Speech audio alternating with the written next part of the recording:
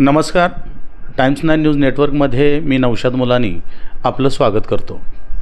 अलीकडच्या काळामध्ये जिल्हा परिषद आणि पंचायत समितीच्या निवडणुका परवा नगर परिषदेच्या निवडणुका झाल्या, त्या अगोदर विधानसभेच्या झाल्या, त्या अगोदर लोकसभेच्या झाल्या. मात्र माळशिरस तालुक्याचं या सोलापूर जिल्ह्याचं राजकारण काही खूप वेगळंच पाहायला मिळालं. आता बघायला गेलं तर पंचायत समिती आणि जिल्हा परिषदेला तब्बल पाच पक्ष एकत्रित आलेत आणि एकच पक्ष हा विरोधात उभा आहे, तो म्हणजे भारतीय जनता पार्टी. आणि 5 पक्ष एकत्रित म्हटलं तर 5 पक्ष कोणते? प्रथमता पक्ष आहे तो राष्ट्रवादी शरदचंद्र पवार गट. दुसरा पक्ष आहे तो राष्ट्रवादी अजित पवार गट. तिसरा पक्ष आहे तो शिवसेना उद्धव बाळासाहेब ठाकरे गट. चौथा पक्ष आहे तो शिवसेना शिंदे गट आणि 5वा आहे तो RPI.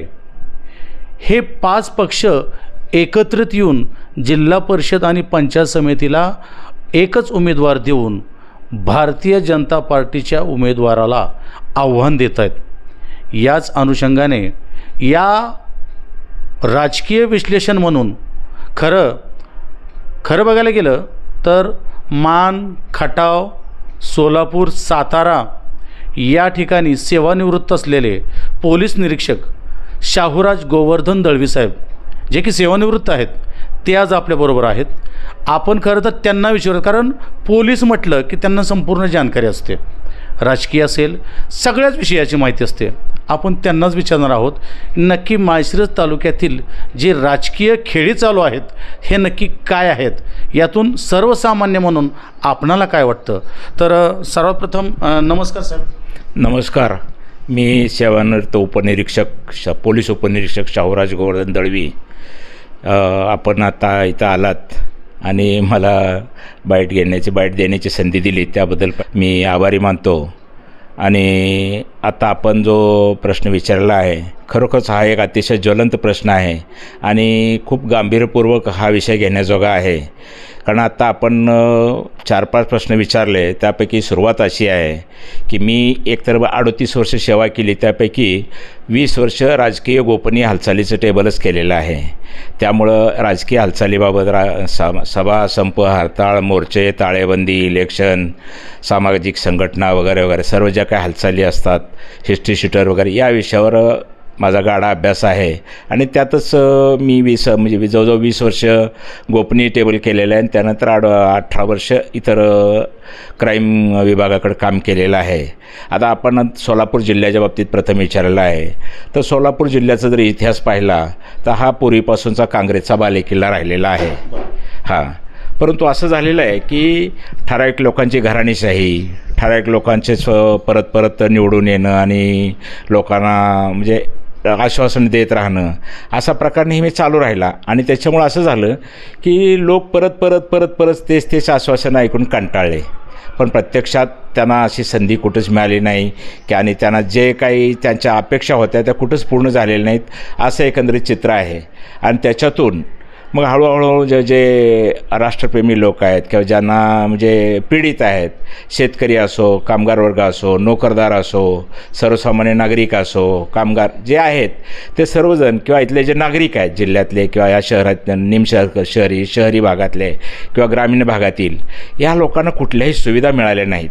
प्रत्येकाला काय असतं की आपल्याला सुविधा मिळणं महत्त्वाचं आहे, पक्ष कुठला आहे यापेक्षाही सुविधा ह्या महत्त्वाच्या असतात.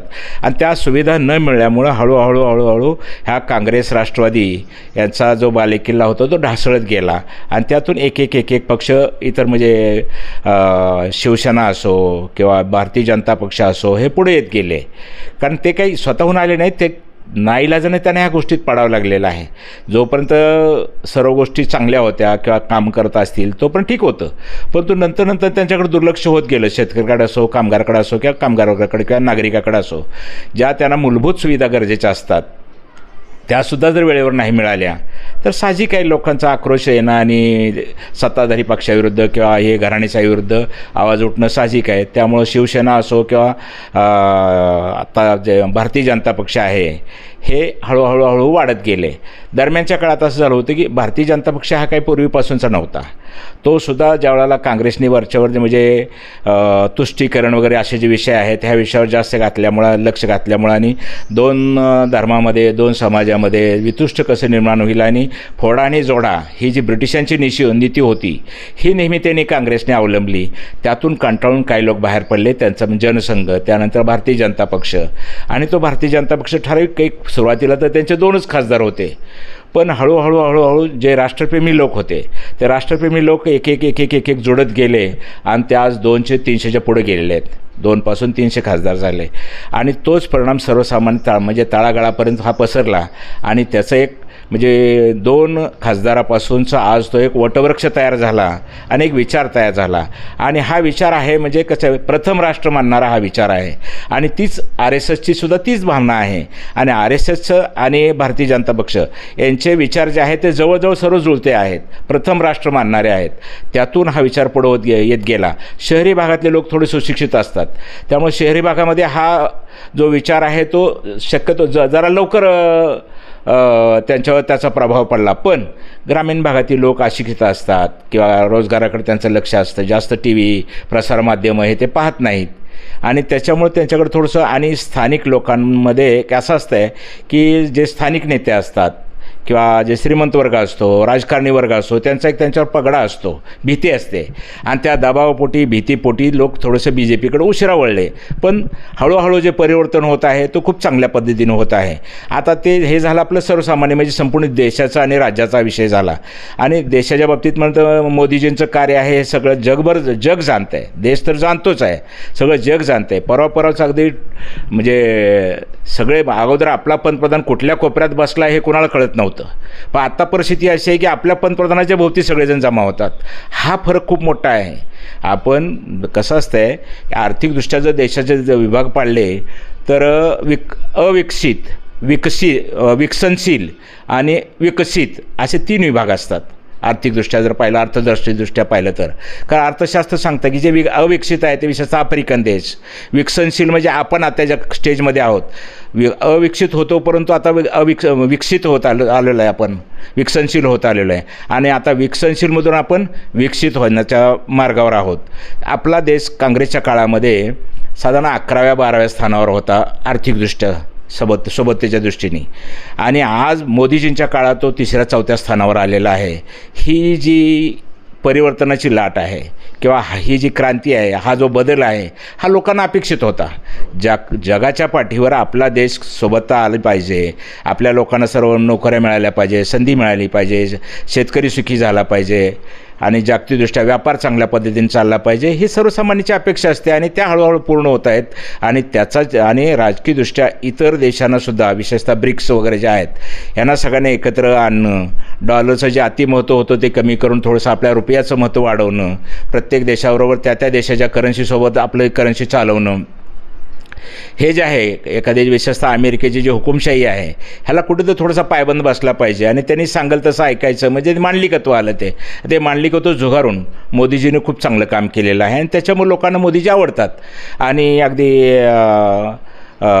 शौचालय असो, गॅस असो किंवा अन्य सर्व ज्या काही सुविधा, पाण्याची सुविधा असो किंवा संरक्षण क्षेत्रात असो, शैक्षणिक क्षेत्रात असो, व्यापारीदृष्ट्या असो, मुलांच्या शिक्षणाच्या दृष्टीनं असो, परीक्षा पे चर्चा असो किंवा DRDO असो किंवा आपलं सौर ऊर्जा असो, अणुऊर्जा असो, या प्रत्येक क्षेत्रामध्ये आपल्याला जो मागील मोदीजी 2014ला पंतप्रधान झाले त्यावेळेपासून आत्तापर्यंतचा जर इतिहास पाहिला, पाठीमागं जर आपण अवलोकन केलं तर आपल्याला असं समजतं की खरंच काहीतरी बदल झालेला आहे. असले रस्ते आज जे गडकरी साहेबांनी जे रस्ते तयार केले ते यापूर्वी कधी स्वप्नातही कोणी पाहिलं नव्हतं की अशा पद्धतीचे रस्ते, अशा पद्धतीची सुविधा आपल्याला मिळतील. पण एवढं करूनसुद्धा जर त्याच्यावर विनाकारण टीका होत असेल, टीका ही जरूर झाली पाहिजे, टीका ही पाहिजे, विरोधी पक्षसुद्धा सक्षम पाहिजे तर सत्ताधारी पक्ष चांगला चालत असतो. आणि त्याच्यामुळं विरोधी पक्षाने सुद्धा जिथं खरंच गरज आहे तिथं टीका करणे गरजेचं आहे. विरोधाला विरोध म्हणून नसावा, कुठलाही पक्ष असो, विरोधाला विरोध ह्याला अर्थ राहत नाही. जर आपल्या देशाला सुधारायचं असेल, पुढे न्यायचं असेल, आपल्या देशाची प्रगती करायची असेल, सर्व जाती धर्माचे लोक एकत्रात राहायचे असतील, सगळ्या मिळून देशाची प्रगती करायची असेल तर या सर्व गोष्टीकडे सकारात्मक दृष्टीनं पाहिलं पाहिजे.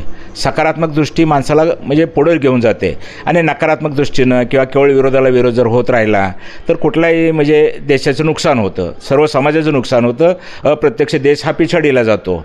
तसं न होता प्रत्येक पक्षाने आपापली बाजू मांडताना ही वास्तवतेला धरून असली पाहिजे, अवास्तव नसावी आणि सकारात्मक असावी असं मला वाटतं. आणि त्याच दृष्टीनं मोदीजींनी प्रयत्न केलेत. महाराष्ट्रात सुद्धा पाहिलं तर माननीय श्री फडणवीस साहेब असो, शिंदे साहेब असो, स्वर्गीय अजितदादा असो, यांनी अतिशय चांगल्या पद्धतीने सरकार चालवून दाखवलं.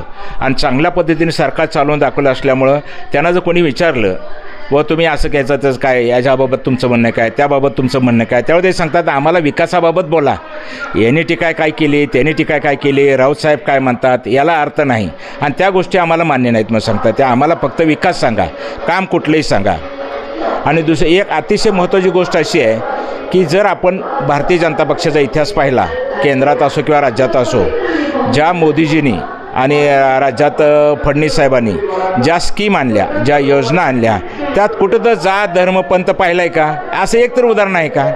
मग गॅस असो किंवा सौर ऊर्जा असो किंवा शौचालय असो किंवा रेशन फ्रीमध्ये राशन असो, सगळ्या धर्मांना समान टिकून त्यांनी प्रत्येक योजना आणलेली आहे. ह्याच्यात कुठंही भेदभाव केलेला नाही. मग इथं जाती तर येतेच कुठं, पण काही लोकांच्या सुपीक डोक्यातून अशा काही गोष्टी येतात आणि त्यातून हा प्रकार होत जातो. आणि आता आपल्या तालुक्याच्या लेवलला जर तुम्ही एक तो प्रश्न विचारला की माननीय माजी आमदार रामभाऊ सातपुते साहेब यांनी या तालुक्यामध्ये कसं वातावरण तयार केलं आणि त्या बाबतीत तुम्हाला काय म्हणणं आहे, तर ते ज्या वेळेला मागच्या वेळेला आमदार होते त्या पिरियडमध्ये मोहिते पाटील आणि सातपुते साहेब एक होते आणि त्यामुळं त्यांचं वैयक्तिक जे कौशल्य आहे, काम करण्याची पद्धत आहे, ह्याला त्यांना जास्त संधी मिळाली नव्हती असं त्यांच्या एकंदरीत त्याच्यातून समजतं आपल्याला. पण एक आहे की त्यांचं एक जर पाहिलं तुम्ही काम करण्याची पद्धत, सर्वसामान्य कुटुंबात आलेला, बाकी ऊसतोडी कामगाराचा मुलगा, सर्वसामान्य मागासवर्गीय समाजातून असूनसुद्धा त्यांची काम करण्याची पद्धत, लोकांशी बोलण्याची पद्धत आणि कुणाच्याही म्हणजे गरिबांच्या आरोग्यदूत म्हणून तर त्यांचं नावच झालेलं आहे. हाकेला ओ देणारा माणूस, कधीही अहोरात्र उपलब्ध असणारा माणूस, अशी त्यांची एक ख्याती झालेली आहे. आणि त्यामुळं त्या माळशिरस तालुक्यामध्ये त्यांची एक अशी छबी तयार झालेली आहे की खरंच हा माणूस काहीतरी करू शकतो, तरुण आहे, अजून पुढे त्यांना भरपूर अवधी आहे. जर या माणसाला संधी दिली, याच्या पाठनं म्हणजे रामभाऊ सातपुते साहेब यांच्या पाठीमागं जर आपण खंबीरपणे उभा राहिलो तर 100% ह्या तालुक्याचा विकास झाल्याशिवाय राहणार नाही. आणि एक तालुक्याचं एक म्हणजे आपला तालुका सुजलाम सुफलाम होईल अशा पद्धतीचं लोकांमध्ये एक वातावरण तयार झालेलं आहे. ठीक आहे. एकंदरीत मला सांगा, आता हे जी काही पंचायत समिती जिल्हा परिषदच्या निवडणुका लागल्या, या निवडणुकामध्ये 5 पक्ष एकीकडे तर 1 पक्ष एकीकडे, म्हणजे 5 बलाढ्य पक्ष आहेत. राष्ट्रवादी, दोन्ही राष्ट्रवादी असेल, दोन्ही शिवसेना असेल आणि आरपी आहे, आणि इकडे भाजप आहे. हा, याच्या बाबतीत कसं आहे माहीत आहे का, भारतीय जनता पक्ष हा स्वबळावर सगळ्या गोष्टी लढतो आहे आणि इतर सर्व पक्ष एकत्र आलेले आहेत. सर्व पक्ष एकत्र आले, नेते एकत्र आले म्हणजे जनता एकत्र आली असं होत नाही. जनतेने जर मनात ठरवलं तर काय राजाचा रंक आणि रंकाचा राव होऊ शकतो अशा पद्धतीने आहे. जनता खूप सुज्ञ झालेली आहे. आता जनता अज्ञान राहिलेली नाही. हळूहळू गवण्या पण लोकांमध्ये बदल होत आहे. लोकांना आपलं हित नेमकं कशात आहे हे त्यांना कळायला लागलेलं आहे. सकारात्मक विचार करण्याची दृष्टी त्यांची वाढत आहे आणि त्यामुळं जरी कितीही पक्ष जरी एकत्र आले तरीसुद्धा काही फरक पडणार नाही. ते कसं असतं, हे एक राजनीती असते की आपण सगळ्यांनी म्हणजे प्रत्येक ठिकाणी एक उमेदवार उभा केला की सगळ्या पक्षांची नावं घेता येतील किंवा स्वर्गीय अजितदादांचं नाव घेतलं तर त्याचा काहीतरी बेनिफिट होईल. स्वर्गीय या अजितदादाबद्दल सर्वांना आदर आहे, प्रश्नच नाही. सत्ताधारी पक्षांना बी आहे, विरोधकांनाही आहे. दादांचं जे दुःखद निधन झालं त्याच्याबद्दल तर खूप दुःख आहे, वाईट आहे ते. कारण का अतिशय कर्तृत्ववान माणूस, सकाळी 6ला जाऊन बसणारा माणूस किंवा वेळेचं बंधन पाळणारा माणूस, दिलेला शब्द खरा करणारा माणूस. पण त्याचा अर्थ असा नाही की ते ज्यांनी त्यांचं नाव वापरलं की ते तितपत तत्पर आहेत म्हणून. हे तर नुसते आश्वासनं ऐकून लोकांचं पोट भरत नाही. आश्वासन दिल्याप्रमाणे वागणारे ते दादा होते, पण दादांच्या विचाराने तुम्ही चाललात तर तुमचा उपयोग होणार आहे. फक्त दादांचं नाव वापरलं म्हणजे दादांचा विचार आले असं होत नाही ना. हां, जर दादांचे विचार वापरा, जरूर तुम्हाला लोक मतदान करतील, पण तसं होत नाही. हीच तर खरी व्यथा आहे. आणि म्हणून लोकांचा कल हा भारतीय जनता पक्षाकडे वळलेला आहे. कितीही पक्ष एकत्र आले तरी काही फरक पडणार नाही. भारतीय जनता पार्टीची विचारधारा ही संघाची विचारधारा आहे म्हणून सांगतात, मात्र दोन्ही राष्ट्रवादी असेल, काँग्रेस असेल, शिवसेना असेल यांची पुरोगामी विचारांची विचारधारा आहे. तर ह्यांचं कसं काय ते होऊ शकतं? आता हे पुरोगामी हा जो शब्द आहे की नाही, हाच खूप गोंडस आहे. पुरोगामीची नेमकी व्याख्या काय करायची हाच मोठा विषय महत्त्वाचा आहे. तुम्हाला सांगतो, आत्तापर्यंत ज्या लोकांनी पुरोगामी म्हणले, त्या पुरोगामींनी सर्वसामान्य लोकांना, SC ST गरीब या लोकांना नुसते आश्वासनं देत गेले. नुसतं पुरोगामी, साधू संतांचा देश, असं मुक्तमुक हे नुसते शब्द वापरले. प्रत्यक्षात जनतेला त्याचा कुठेही फायदा झालेला नाही. आणि नको सांगतो त्याच्यामुळं की पुरोगामी हा शब्द खूप गोंडस आहे, पण प्रत्यक्षात या पक्षांची तशी वागणूक नाही. आम्ही सर्वसामान्य कुटुंबातनं चाललेलो आहे, परंतु मला माहिती आहे की ह्या शब्दाचा किती दुरुपयोग झालेला आहे. वास्तविक जर खरोखरच शाहू फुले आंबेडकरांचा विचार करणाऱ्यांनी जर शाहू फुले आंबेडकरांचे विचार प्रत्यक्षात जनतेत रुजवले असते, त्या पद्धतीने हे वर्तन केलं असतं तर जरूर फायदा झाला असता. फक्त ह्या लोकांनी एकच केलं, सत्तेतून पैसा आणि पैशातून सत्ता, आणि आयुष्यभर सत्तेत कसं राहील, पुढच्या पिढ्यानपिढ्यांना सत्तेत कसं राहता येईल, घराणीशाही कशी चालेल, एवढंच पाहिलेलं आहे. हे तर जग जाहीर झालेलं आहे आणि लोकांनाही समजतं हे. त्यामुळं जरी ह्यांनी कितीही केलं आणि कितीही पक्ष एकत्र आले तरी त्याचा काही परिणाम होणार नाही. लोक सुज्ञ आहेत, लोकांना कळतं आहे, फक्त बोलता येत नाही. काही लोक दबावपोटी वागत असतात. भीती असते लोकांना ना, समजा आपण विरोधात गेलो तर उद्या आपल्या विरोधात काय होऊ शकेल, काय आपल्याला कोणी काय दम देईल काय, असे काही लोकांची एक भावना झालेली असते. पण आता लोक शहाणे झालेले आहेत, लोकांना कळतं आहे आता कायदा काय समजतो आहे, आता माहितीचा अधिकार आहे, RTI आहे, याच्यामुळं कोणी कोणाला आता भेट नाही. आता हळूहळू लोकांमध्ये हे परिवर्तन होतं, हीच खूप आनंदाची गोष्ट आहे. सकारात्मक विचार लोक करतायत, पॉझिटिव्ह विचार करतायत, ही चांगली गोष्ट आहे. ठीक आहे, पुढे येत नसतील, पण एक सायलेंट वोटर प्रकार असतो. सायलेंट वोटर बोलून दाखवत नाही, पुढे येत नाही, परंतु नक्कीच तो इफेक्टिव्ह ठरणार आहे. साधारणतः या निवडणुकीमध्ये मागील नगरपालिका, महानगरपालिकाच्या काही निवडणुका झाल्या, त्याच्यामध्ये भाजप हा क्रमांक 1चा पक्ष ठरला. पण त्याच नगर परिषदेच्या निवडणुकीमध्ये आपल्या अकलूज नगर परिषदेमध्ये भारतीय जनता पार्टीचे फक्त 4 उमेदवार हे नगर परिषदेला निवडून आले. तर याचा परिणाम या जिल्हा परिषद पंचायत समिती पडेल का? नाही, कारण काय माहिती आहे का, तुम्हाला सांगतो, इथली लोकसंख्या किती आहे, कुठल्या समाजाची, कुठल्या धर्माचे किती लोक आहेत, हाही थोडासा भाग महत्त्वाचा असतो. शहरीकरणामध्ये थोडंसं वेगळं असतं आणि ग्रामीण भागात थोडं वेगळं असतं. आणि त्यातही तुम्हाला सांगतो प्रकार कसा आहे माहीत आहे का, की याच अकलूजमध्ये कसं असतं, एक ठराविक समाजाची, ठराविक कुटुंबाची एक मक्तेदारी होत गेलेली असते. आणि असे काही घटना घडलेल्या असतात की समजा कोणी विरोध केला की त्याला काहीतरी त्रास झालेला असतो आणि त्याची भीती, त्याची दहशत म्हणून लोकांनी थोडंसं हे केलेलं असतं. आणि त्यामुळं काय झालं आहे माहीत आहे का, आत्तापर्यंत ह्या अकलूजमध्ये किंवा अकलूज परिसरामध्ये, पंचक्रोशीमध्ये, की इलेक्शनला कॅन्डिडेट तर सोडाच, एजंटसुद्धा मिळत नव्हता. त्याच ठिकाणी आपले जे पालकमंत्री आहेत जयकुमार गोरे भाऊ, तसेच माजी आमदार सातपुते साहेब, रामभाऊ सातपुते साहेब यांनी लोकांमध्ये बळ दिलं. आणि विशेषतः हे माने पाटील कुटुंब जे आहे, फतेशी माने पाटील, हंसराज माने पाटील किंवा हे जे आहेत सुजय माने पाटील, यांनी जो उठाव केला आणि जनतेच्या पाठीमागे उभे राहिले, त्यामुळे जनतेलाही कळून चुकलं की ठीक आहे, काय हरकत नाही, आता आपल्याला पर्याय सापडलेला आहे. आणि त्या पर्यायामुळं लोकांना एक मनामध्ये त्यांच्या आत्मविश्वास वाढला. आणि त्या आत्मविश्वासामुळं जरी समजा पूर्वी सुद्धा राहत नव्हता, त्या ठिकाणी 4 निवडून आले आणि एक 6 उमेदवार असे आहेत की 10-20 मतांनी पडलेले आहेत. हे परिवर्तनसुद्धा काही कमी नाही. कालांतरानं मी सांगितलं नाही का, भाजपचे कधी काळी लोकसभेला फक्त 2 खासदार होते, पण हे परिवर्तन नक्कीच नगरपालिकेमध्ये सुद्धा होऊन जाईल. अकलूज नगरपालिकेमध्ये सुद्धा आज ना उद्या त्याचं परिवर्तन होणार आहे. आणि त्याचा परिणाम तुम्ही म्हणला की या आपल्या जिल्हा परिषदेवर काय होऊ शकेल का, नाही. कारण काय माहीत आहे का, मी म्हणणं आहे का, एक तर परिवर्तन लोकांना पाहिजे आहे, लोकांना मनापासून परिवर्तन पाहिजे. त्यामुळं त्या गोष्टीचा काहीही परिणाम होणार नाही. उलट लोकांमध्ये एक आत्मविश्वास आलेला आहे. त्या आत्मविश्वासाचा फायदा भारतीय जनता पक्षाला होणार आहे. माळशिरस तालुक्याचे आमदार उत्तमराव जानकर आणि खासदार धैर्यशील भैया मोहिते पाटील हे म्हणतात की यंदा भाजपचा हा सुपडा साफ होणार. यावरती आपण काय? कसं असतंय, कुठलाही विरोधी पक्ष हा दुसऱ्या पक्षाचं कधी गुणगान गात नसतो. त्यांनी त्यांचं मत व्यक्त केलेलं आहे, काय हरकत नाही. ते विरोधी पक्ष आहेत, ते असंच म्हणणार आहे, ते दुसरं काय म्हणणार आहे, हा ठीक आहे BJP खूप चांगलं आहे असं म्हणणार का, नाहीच म्हणणार. त्यांनी त्यांचं मत व्यक्त केलेलं आहे, त्यात काय सुपडा साफ होऊ शकतं का? कदापिही शक्य नाही. कदापि शक्य नाही. हे फक्त राजकारणातली इलेक्शनपुरती ही भाषा आहे, तसं कधीच होणार नाही. असं म्हणल्यामुळं लोकांमध्ये आणखीन द्वेष निर्माण होऊन लोक जास्तीत जास्त BJPकडे वळतील आणि लोकांना समजून जाईल की यांनी काही जरी म्हणलं तरी आम्ही BJPलाच निवडून देणार, हे लोकांमध्ये भावना तयार होणार. आता पंचायत समितीमधून संग्रामनगर गण आहे आणि या गणातून राजेश्वरी कृष्णराज माने पाटील या उभा आहेत भारतीय जनता पार्टीकडून आणि पुढं राष्ट्रवादीकडून निशा किशोर गिरमेत. तर या संग्रामनगर गणातून नक्की कुठला उमेदवार या भागातून निवडून येईल असं तुम्हाला अपेक्षित आहे? कसं आहे माहिती आहे का, निशा गिरमे मॅडमसुद्धा चांगल्या आहेत, त्याच्याबद्दल आपण वाईट म्हणण्याचं काही कारण नाही. पण त्यांनासुद्धा संधी दिलेली होती, तालुका पंचायतला असो ग्रामपंचायतला असो संधी दिलेली आहे. त्यांच्या हातात नाहीच काय.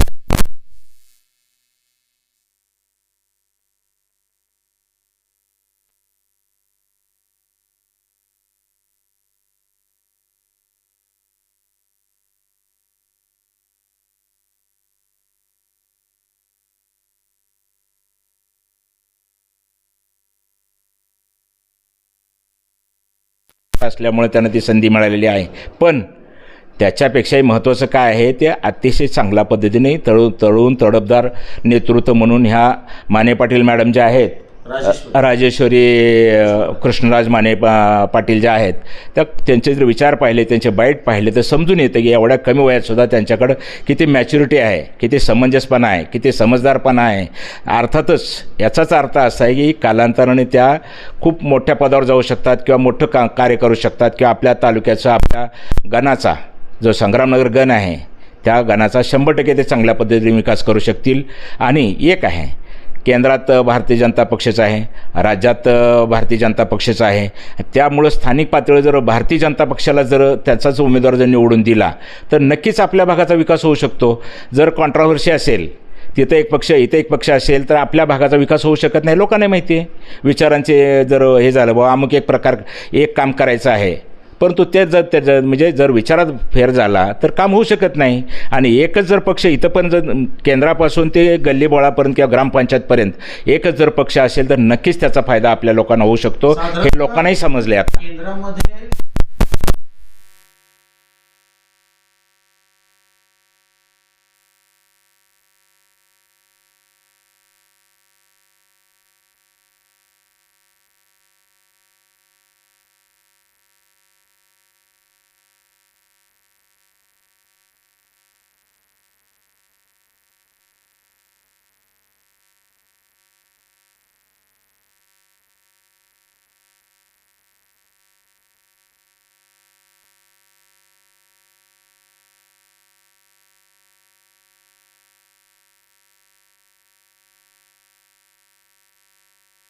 निधी जरूर उपलब्ध होईल, परंतु जो उमेदवार निवडून येईल त्याला त्याच्या हातात काहीच नसतं आहे.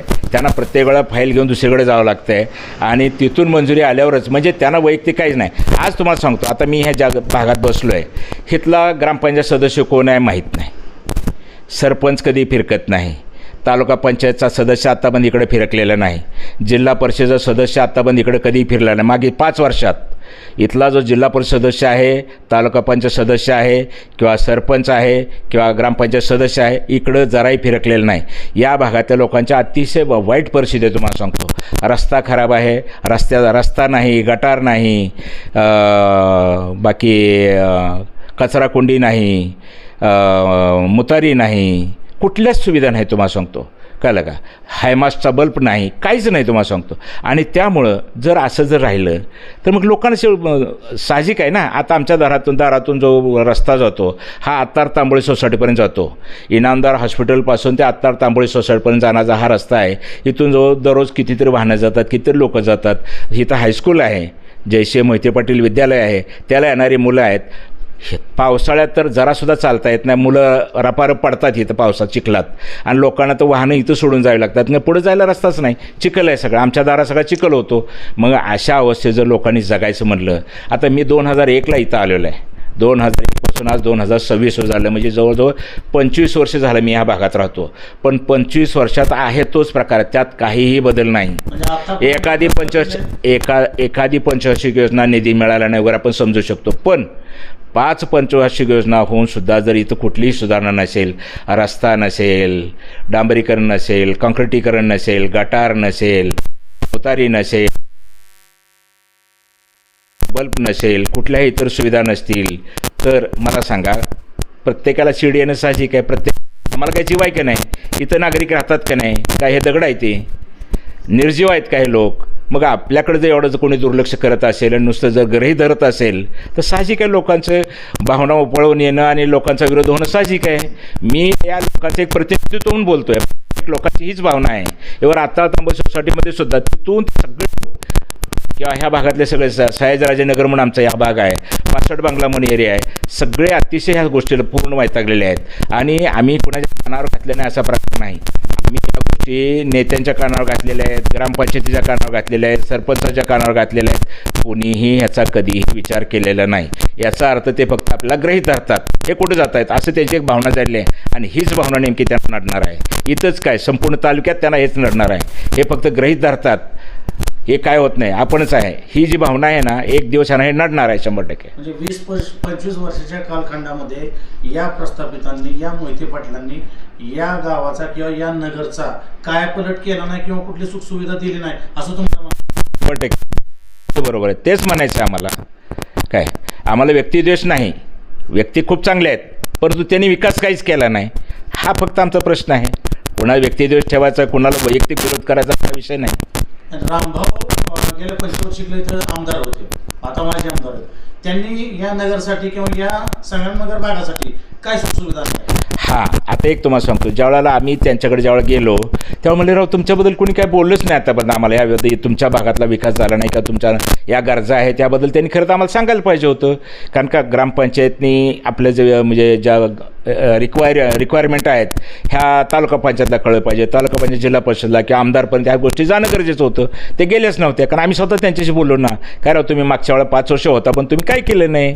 तर त्यावेळेला म्हणले तसं नाही, म्हणले आमच्या विषय झाला नाही, हा रस्ताच पहिल्यांदा बघतोय. म्हणले अजून कोणी मला सांगा, म्हणले एक तर पत्र माझ्याकडे असं दाखवावं की जे हा रस्ता करणं गरजेचं आहे आणि तुम्ही ते करा म्हणून.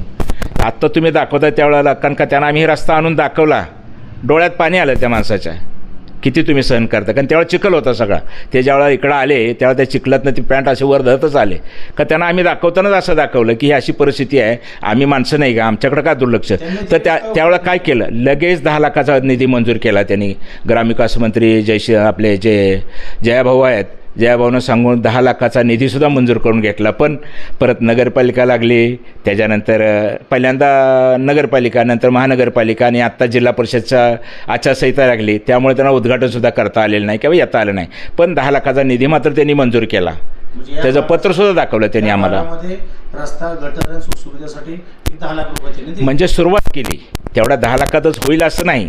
ते म्हणले वरच्यावर आपण आणखी त्यात सुधारणा करू आणि जास्तीत जास्त निधी कसा आणता येईल आणि तुमच्या सगळ्या सुविधा कशा आपल्याला करून देता येईल त्या दृष्टीने आम्ही प्रयत्न करून. आम्हाला सुविधाच पाहिजे, आम्हाला राजकारणाची काय देणे की नाही. आमचा काय राजकारणाचा पिंड नाही, पण आम्हाला सुविधा मागण्याचा अधिकार आहे. आम्ही जिवंत माणूस आहे, नागरिक आहे इथला म्हटलं तर आम्हाला ज्या प्राथमिक सुविधा गरजेच्या आहेत त्या जर आम्हाला मिळाल्या तर चांगलीच गोष्ट आहे ना. आणि ते देतो म्हणतात, त्यामुळे आम्ही त्यांच्या पाठीशी आहे.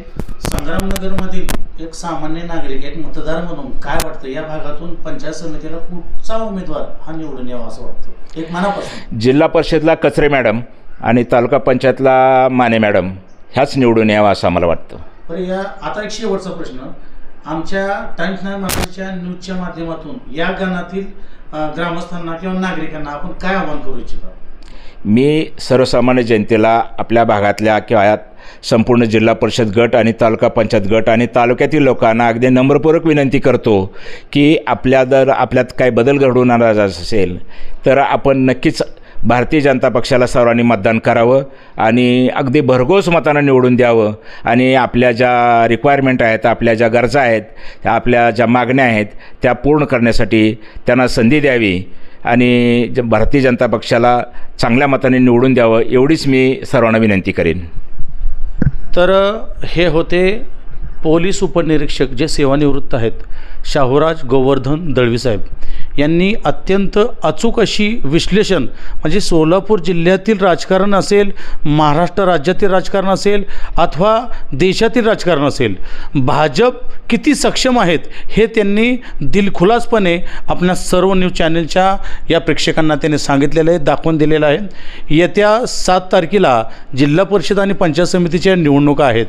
त्या अनुषंगाने त्यांनी माळशिरस तालुक्यातील पंचायत समिती जिल्हा परिषदच्या निवडणुकीसंदर्भात देखील त्यांनी विशेष दिलखुलास अशा गप्पा मारलेल्या आहेत. राजकारणावरती त्यांनी भाष्य केलेलं आहेत आणि येत्या 9 तारखेला याचं काय रिझल्ट येतो आहे हे नक्कीच आपण देखील खूप याला काय म्हणतात एक उत्सुकता आपल्याला देखील भरलेल्या आहेत की 9 तारखेला काय होईल आपण देखील पाहू शकता. तुर्तास आपण याच ठिकाणी थांबूया. व्हिडिओ जर्नलिस्ट फरहान मुलांसह मी नौशाद मुलानी, टाइम्स 9 मराठी, अकलूज.